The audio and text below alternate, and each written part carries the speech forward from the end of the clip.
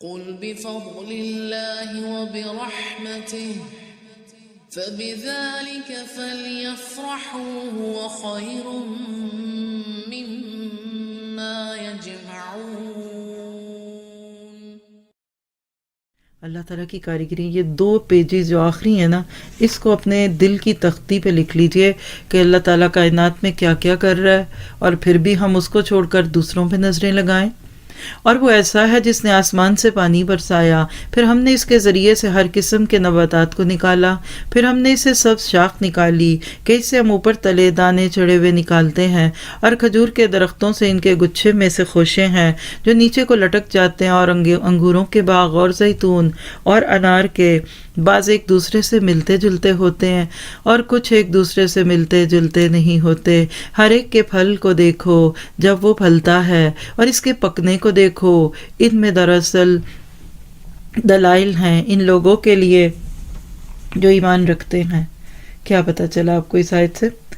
آپ دیکھیے کہ کائنات میں غور و فکر تو دور کی بات، آج فروٹ چاٹ بناتے ہوئے اگر گھر میں انگور آئیں تو اس پہ غور کیجئے گا۔ اگر زیتون کھانے کے عادی ہیں تو براؤن انگور اور زیتون ساتھ رکھ کر دیکھے ملتے جلتے ہیں، اور انار کیسے ایک ایک قطرہ پیک کیا جاتا ہے۔ کبھی ایسا ہوا کہ آپ اورنج کاٹیں اور پورے کا پورا جوس آپ کے اوپر گر جائے، جیسے کبھی کبھی وہ منی پیک کھولتے ہوئے جھٹکا لگ جاتا ہے۔ ایک ایک دانے کو ڈراپ پیکنگ، یہ کس نے کیا؟ یہ سلیقہ کس نے سکھایا کہ میرے راستے کے کام اتنے سلیقے اور خوبصورتیوں کے ساتھ کرو؟ پھر اسی طرح آپ دیکھیے یہاں پھل کا پکنا، جیسے پھل پکتا ہے نا ایسے ایمان بھی پکتا ہے۔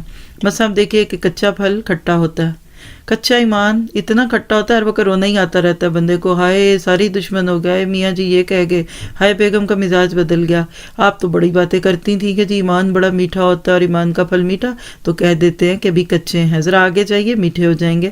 پھر اسی طرح سے آپ دیکھیے کہ جب پھل ابھی کچا ہوتا ہے تو ایک دم زبان پہ رکھے تو زبان کھنچتی ہے، کچا ایمان بھی ایسا ہی ہوتا ہے، دوام نہیں ہوتا اس کو۔ پکنے دیجیے اپنے ایمان کو، پھر مزہ کیجیے اور علم کے ساتھ جڑے رہیں۔ پیوستہ رہ شجر سے امید بہارک، وہ ایمان جو علم کے پانی کے ساتھ سینچتے سینچتے بڑا ہوتا ہے وہ میٹھا ہے۔ کبھی آپ نے کھٹے آم کھائے ہوں گے، صاف ظاہر ہے کہ ایک آندھی چلی، درخت سے گرے، کسی نے اٹھا کر اس کو پیٹیوں میں پیل ڈال دی، کھٹا ہوگا۔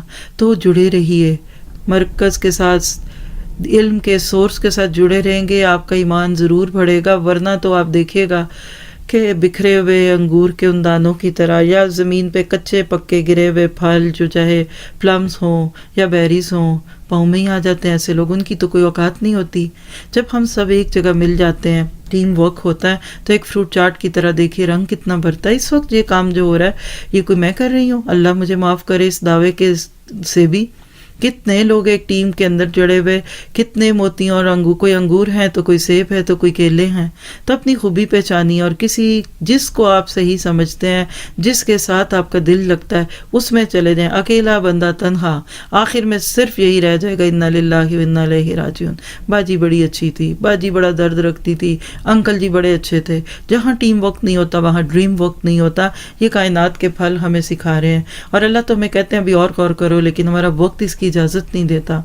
تو پھل کھاتے ہوئے بھی ان ساری باتوں کو ذہن میں رکھیے۔